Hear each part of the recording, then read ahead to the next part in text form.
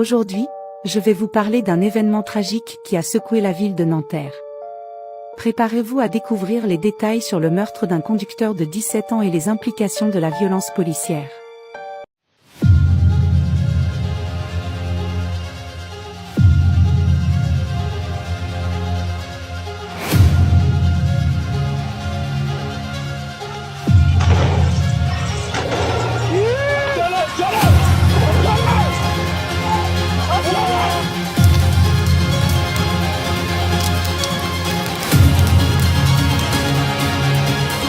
Tu peux faire des bêtises, mais quelle bêtise mérite la mort? C'est la question qu'on doit se poser.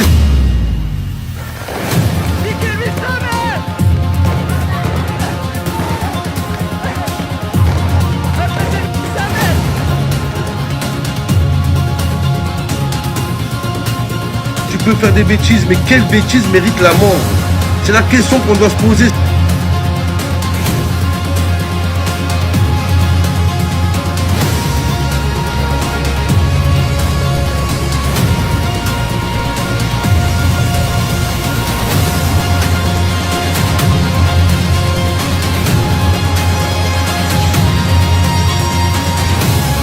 Tu peux faire des bêtises, mais quelle bêtise mérite la mort? C'est la question qu'on doit se poser. Dans les années à venir, un soulèvement massif de la population est imminent. Seuls soulèvements de grande envergure renverseront les gouvernements en place, laissant place à un jugement direct de leur part. La raison de cette révolte est simple. La population prend progressivement conscience du système dans lequel nous vivons. Les gouvernements, qui pensent encore pouvoir contrôler les populations, se rendront compte que leur temps est compté. Un adolescent de 17 ans a été tué par balle après un refus d'obtempérer. Un policier est en garde à vue pour homicide volontaire. Voici ce que l'on sait. Alors ça s'est passé ce mardi matin à Nanterre dans les Hauts-de-Seine. Sur une vidéo filmée par un témoin, on y voit un contrôle routier par deux policiers sur une voiture. L'un des agents est penché à la fenêtre avec le pistolet dans sa main droite. L'autre policier est juste à côté avec son arme tenue à deux mains. Sur la vidéo, on entend ce qui pourrait être des injonctions de la part des agents. On y voit ensuite le conducteur redémarrer et c'est là que l'un des policiers ouvre le feu. Après cela, la voiture est venue s'encastrer dans un poteau. À bord, il y avait 3 personnes, le conducteur de 17 ans et 2 autres passagers.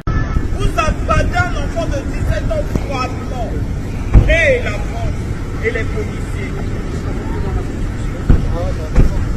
Je pense que j'ai pas grand chose à rajouter. Vous avez tous entendu le Retourne en Afrique qu'a lancé ce policier à une femme qui s'indignait de la mort de Naël, 17 ans à Nanterre. On vit une époque de merde, hein. Un jeune refuse d'obtempérer à Nanterre. Il prend une balle dans le cœur. Pierre Palmade a décimé toute une famille. Il peut danser tous les week-ends en boîte de nuit à Bordeaux, quoi. Pierre Palmade filmé en boîte de nuit, malgré le terrible accident qu'il a causé au mois de février dernier. Tu vois, la justice en France, c'est ça. Le mec, il a tué un enfant à naître. Je crois qu'il a foutu dans le coma le père, défiguré l'enfant, un enfant qui était déjà né, et qu'il a foutu la mère à l'hôpital. La police française est une des polices qui tue le plus de citoyens. Ça vous donne pas raison. Pardon, après vous allez nous comparer aux États-Unis aussi, non? Non, je vous ai dit en Europe. Il faut savoir faire la différence. Dire la que police française est une police européenne qui tue le plus de citoyens. Parmi, effectivement, alors si vous séparez la police et la gendarmerie, c'est encore pire. Si vous prenez sur les 20 dernières années, les estimations qui sont faites à travers la presse du nombre de décès, parce que jusqu'à très récemment, la police française, comme d'autres polices européennes, ne communiquait pas le nombre de civils tués au cours des opérations de police, quelles que soient les responsabilités. Maintenant, vous comparez les ratios qu'on a en France, rapport aux ratios qu'on a en Belgique, en Grande-Bretagne, en Finlande et en Suède, on est très au-dessus. Y'a plus personne là, on est que seul. Elle est où votre cité de merde? Hein? Elle est où votre cité de merde? Le karma, c'est comme une carte de crédit. Tu profites maintenant, mais tu payes plus tard. Je l'ai déjà dit, je l'ai déjà redit, mais je vais le répéter encore. La police tue. Apparemment, le deck, c'est un harbi. Hein. Le troisième, là, qui s'est sauvé, il a témoigné. C'est un harbi, le deck. Alors, le policier, là, robeux, là, toi, t'es dans la merde. Et tu sais pourquoi tu es dans la merde? Parce que t'es un robeux. Et la police, c'est un métier de blanc. Les bœufs carottes, ils vont te casser le cul. Les bœufs carottes, ils vont te faire un deuxième trou de balle. Pourquoi? Suivez bien cette analyse, mesdames et messieurs. Moi, je serais différent des autres. Je dirais que ce policier, il a un rendez-vous avec sa propre vie. Qu'ils soient policiers, français, extrême droite, anti-racaille, on s'en fout en fait. Vous pouvez pas mettre sur la balance, disons, un policier qui fait son travail ou son devoir, puisque c'est le terme utilisé, expliquez-moi comment, et un gangster qui attaque une banque, un policier non qui fait son devoir tire toujours sur un arabe en tombant derrière dans le dos. Expliquez-moi. Expliquez-moi ce que les policiers foutent dans le dos des arabes avec un revolver à la main et à chaque fois ils tombent. Racontez-moi pourquoi, du moment qu'il y a une raison. Moi je suis d'accord. Le problème c'est qu'il n'y a pas de raison. C'est ça le problème. Enfin il y en a une en fait, oui. C'est que les policiers se croient extrêmement couverts. Je suis prendre un McDo, je suis partie travailler comme tout le monde. 1 heure après, on me dit que quoi? On a tiré sur mon fils. Je vais faire quoi? Je vais faire quoi? Je vais pour lui, je lui ai acheté tout. Je lui ai tout donné, tout donné, tout donné. Pour qu'un fils de pute, il me retire mon fils. Il lui met... Non. Je suis désolée. J'en ai qu'un, j'en ai pas 10, j'en ai qu'un. C'était ma vie, c'était mon meilleur ami, c'était mon fils, c'était tout pour moi. On était complices comme pas possible.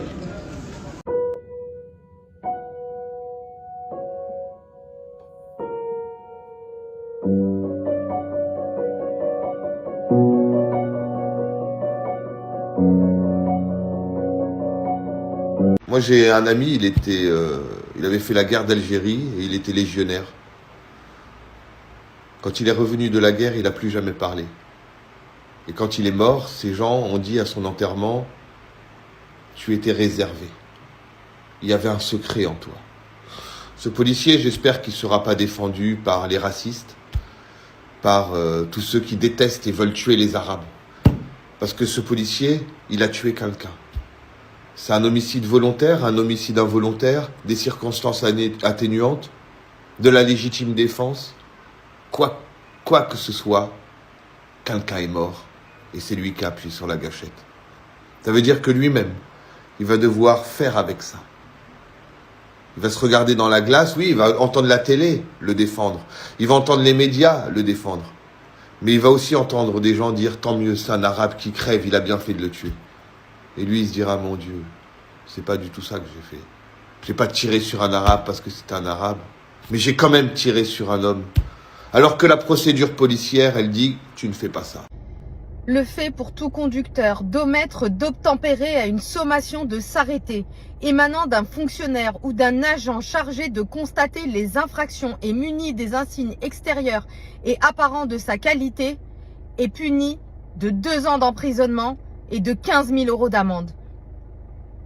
Il n'est pas puni d'une balle dans la tête. Déjà, je ne comprends pas comment un policier qui vient d'abattre de sang-froid un jeune de 17 ans n'est même pas placé en garde à vue. Nous demandons tout simplement sa condamnation, son placement en garde à vue, sa comparution devant un juge d'instruction et un jugement afin qu'il soit condamné pour homicide volontaire. Là, vraiment, nous sommes mais totalement éloignés de la légitime défense ou d'un cadre légal permettant de tirer sur un jeune homme. Là, vraiment, toutes les règles élémentaires ont été violées et c'est clairement un homicide volontaire, il n'y a rien d'autre à dire. Et ça va même plus loin puisqu'on a des policiers qui se permettent de mentir ensuite car ils ne savaient pas qu'il y avait une vidéo. Ils ont donc inventé une histoire en indiquant qu'il y avait une tentative d'homicide sur leur personne. Vous ne pouvez pas penser à la sincérité de ces policiers la sincérité de ces policiers qui peut-être se sentaient menacés par ce véhicule qui les avait coincés en quelque sorte contre le mur? Alors, on n'a peut-être pas les mêmes images. Si vous avez vu des policiers bloqués, moi je n'ai pas vu ces images-là. Il y a une vidéo qui a été vue, je pense, par des centaines de milliers de personnes. On a passé sur BFM TV. On voit absolument pas de policiers coincés. On voit un policier sur le côté qui braque son arme sur un jeune homme et on ne voit à aucun moment qu'il est coincé. On voit le véhicule démarrer face à lui et que personne n'est face au véhicule. Donc personne n'est coincé, personne n'est mis en danger et le policier décide de tirer au moment où le jeune homme démarre son véhicule. Ce que vous voulez, le jeune de Nanterre n'avait pas le permis, la voiture n'était pas à lui, les pneus étaient usés, il était en défaut d'assurance. Et alors les gars, et alors, ça mérite de mourir bordel. Il a 17 ans les gars.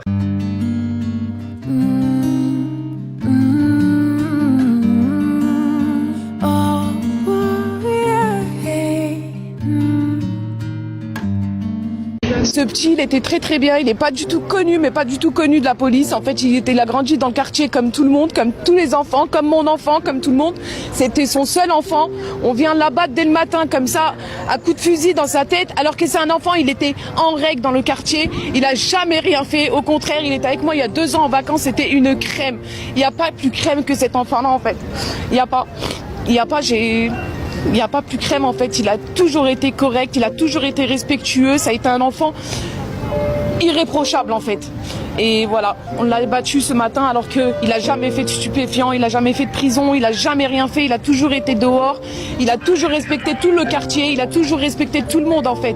Et je comprends pas pourquoi ce matin il a été abattu en fait par un gendarme. On a la vidéo du gendarme lui tirant dessus. On l'a, la vidéo, elle tourne dans tous les snaps, dans tous les réseaux, elle tourne cette vidéo-là, c'est pas normal en fait. C'est l'âge où tout le monde fait des conneries. C'est l'âge où tous les jeunes, c'est le pire passage pour les jeunes, les gars. C'est là où les jeunes font un peu tout et n'importe quoi. Même des violeurs ont droit à une deuxième chance dans ce pays. Au bout de 10 ans, on les relibère des meurtriers violeurs. Voilà. Même pas, et ça c'est dans le pire des cas. La plupart ils rentrent même pas en prison. Voilà. Et quand on nous dit ouais, mais le jeune, imagine le policier n'aurait pas tiré, il aurait écrasé une famille. Et les gars, Palmade, il a fait sa palmade. Il est parti, il a tué une famille. Il est où aujourd'hui? Tous les week-ends, il est en discothèque. Carré VIP, les gars, sur la vie de ma mère, tapis rouge. Ils lui mettent. Alors arrêtez l'hypocrisie.